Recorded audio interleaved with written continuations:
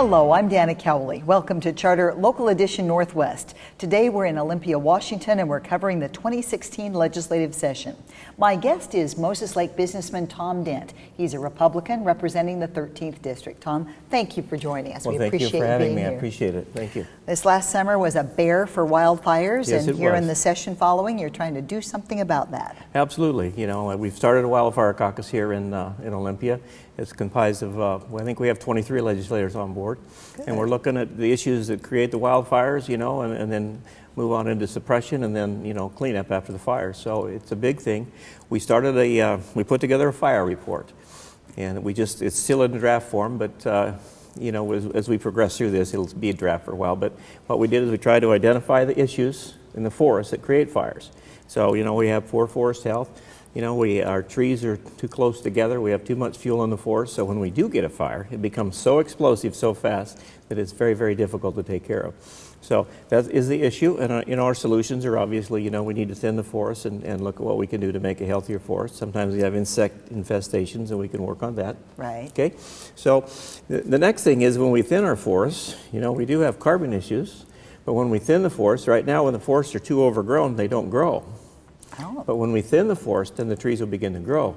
Well, vegetation uses carbon and produces oxygen. Right. So if we do that, we can start using up some of our excess carbon, which I think is a plus. Okay. Move into the fire suppression part. When we do get a fire, you know, I'm a proponent of using, we talked last year about aircraft, but I'm a proponent of single engine airplanes, air tankers. Yes, you like to fly. I do, but that was my profession. But, you know, to be first responders on those fires. So we can get on the fires, and my goal would be 2 hours instead of 2 days, and get something on the fire, at least hold it down so it doesn't get away from us, you know, keep it under 100 acres until we can get the big guys and the ground crews in there to start, you know, containing the fire. And then, you know, that as a follow-up after the fire, then of course we're always going to have, you know, some salvage operations. And the quicker we get in there to salvage the operation, you know, the more value there is for our timber.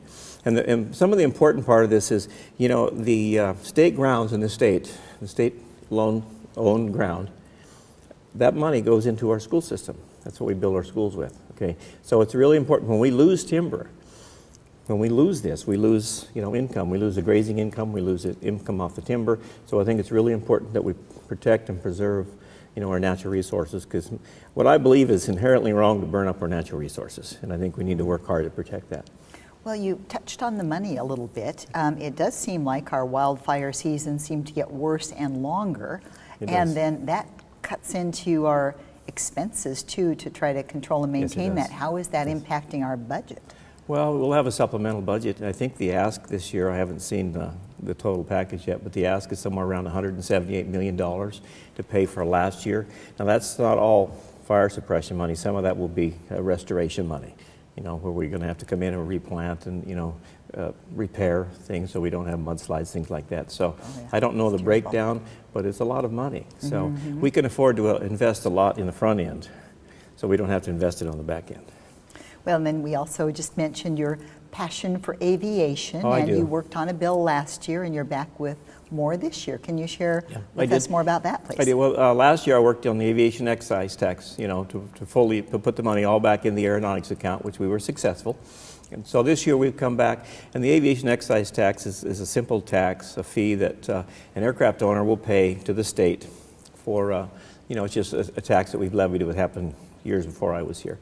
But it amounts to, most of the time, somewhere around $65. Well, what happens when you pay that, then the penalty fee, if you don't pay that, after 30 days, it's a $100 penalty, and then it ramps up to $400 within 6 months for a penalty, plus, you know, the basic tax. So, and I thought that was excessive. So my bill will cap it at 100, okay, but it will also take that money and put it into the aviation account instead of the general fund. So it's just kind of a cleanup bill from last year, but you know, it's valuable for the aviation community. It'll amount to not very much, $35,000, but that's a lot for the aviation community.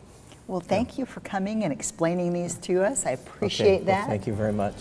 You're watching Tom Dent. I'm Dana COWLEY, and this is Charter Local Edition Northwest in Olympia.